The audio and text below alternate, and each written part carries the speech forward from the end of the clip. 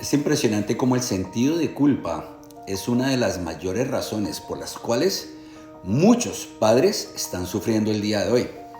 Pero el tema no se trata de hablar como padres, sino el qué es lo que pasa en nuestro interior como seres humanos en relación a esto.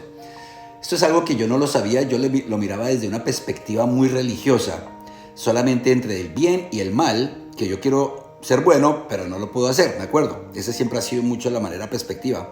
Hasta que un día encontré este video en el cual un rabino estaba enseñando y decía que desde el comienzo Dios había puesto el bien y el mal dentro de nosotros. Entonces por lo mismo decía él que eran dos fuerzas, que una es completamente el bien y la otra es completamente el mal, luz y oscuridad. Y que todo el tiempo estas dos están en conflicto porque quieren gobernar nuestra cabeza, nuestra mente. Con el tiempo empiezan a darse cuenta que eso es verdad. Anteriormente, cuando uno hizo las cosas mal, viviendo por instinto, el hombre de la carne, había algo dentro de uno que siempre lo juzgaba o que lo rehuía a hacerlo sentir a uno mal. Y no era que esa fuerza lo hiciera sentir a uno mal, sino eran todas esas cosas que uno estaba haciendo. Pero después, cuando uno empezaba a hacer las cosas buenas, también descubrí que había un juez interno que también me juzgaba. Entonces, por lo mismo, encontré que nunca realmente iba a poder encontrar la paz.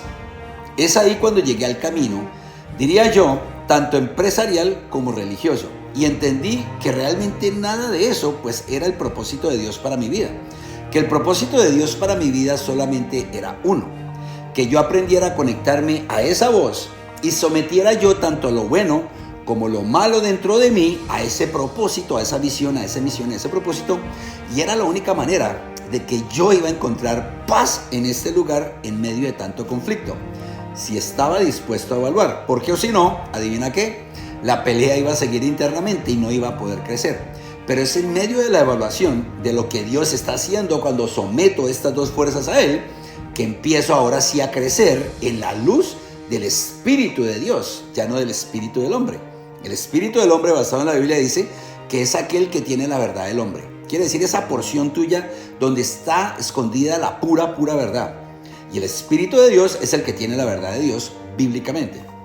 Por eso aquí en el arca, siempre, antes de empezar a tocar lo que dice el Espíritu de Dios, primero te queremos llevar a que encuentres la verdad que está escondida en tu corazón, en el Espíritu que Dios te dio.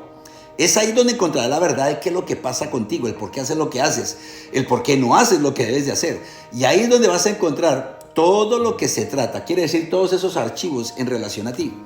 Una vez encuentras eso, que para eso es que sirve este programa, y te empoderas, quiere decir, y entiendes todo lo que ya Dios hizo en tu corazón, en medio de la tribulación, del sufrimiento, de las glorias, de los triunfos, de los fracasos, es cuando puedas entender que te formó en un guerrero, en medio de la lucha del bien y del mal, acuérdate. Y si entiendes lo que se formó, entonces vas a poder entender cuál es la visión que tiene este ser, cuál es la misión y cuál es el propósito. Y si estás dispuesto a caminar esa vida, ese camino, poco a poco encontrarás la paz en ese camino. ¿Sabes por qué?